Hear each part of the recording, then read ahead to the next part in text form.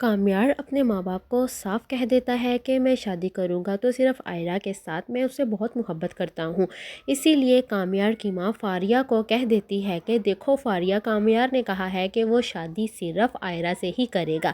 دونوں کا رشتہ طے ہو جاتا ہے، لیکن خاور اور فاریہ سے یہ بات برداشت نہیں ہوتی، اسی لیے وہ دونوں کا رشتہ توڑنے کے لیے بہت کوشش کرتے ہیں۔ فاریہ کامیار کو کہتی ہے کہ تم میرے نہیں ہوئے تو میں تمہیں اس آئرہ کا بھی ہونے نہیں دوں گی۔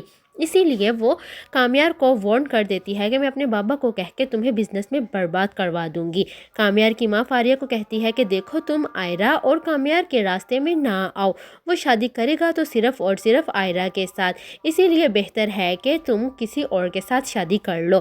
فاریہ اب اپنے باپ کو کہہ کے کامیار کو بزنس میں لوس کروانے کی دھمکی دیتی ہے، لیکن کامیار کہتا ہے کہ چاہے مجھ سے میرا سارا بزنس، سارا کچھ چھین لو، لیکن میں اگر شادی کروں گا تو صرف آئرہ کے ساتھ، میں صرف آئرہ کا ہوں۔ کامیار آئرہ کو کہتا ہے کہ تم اگر کبھی مجھے پسند نہ بھی کرتی تو پھر بھی میں تمہارا انتظار کرتا، میں تم سے بہت محبت کرتا ہوں اور تمہیں کھو دینے کا ڈر اور تمہیں کھو دینے کی تکلیف میں جانتا ہوں، کیونکہ یہ سب کچھ میں برداشت کر سکتا ہوں۔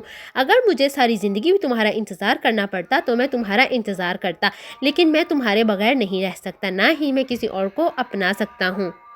آئرہ بھی کامیار سے بہت محبت کرتی ہے، لیکن وہ کامیار کے سامنے اظہار نہیں کرتی، لیکن بس خاموشی سے کامیار کی باتوں کو سنتی رہتی ہے۔ اسے کامیار کا ایسے باتیں کرنا، اس سے پیار کرنا بہت اچھا لگ رہا ہوتا ہے۔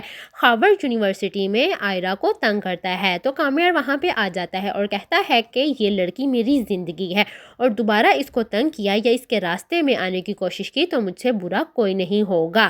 کامیار وہاں سے آئرہ کا ہاتھ پکڑ کے لے جاتا ہے اور اسے کہتا ہے کہ میں تم سے بہت محبت کرتا ہوں آئرہ، میں تمہیں اپنے سوا کسی کا نہیں ہونے دوں گا۔